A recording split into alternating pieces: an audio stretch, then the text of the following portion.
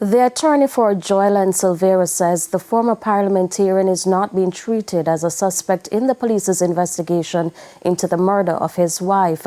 Initial reports claim that Melissa Silvera passed away suddenly in her sleep on November 10, but a recent autopsy report revealed that 3 bullet fragments were found inside her body.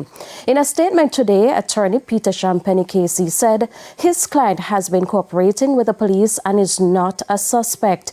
Mr. Champagne encouraged people not to speculate and to be mindful of remarks they make, particularly on social media platforms. He adds that the police investigation must be allowed to continue without prejudice. Our news center understands that 2 properties owned by Mrs. Silvera were searched yesterday by investigators. The former MP's licensed firearm has been seized and sent to the government lab for testing.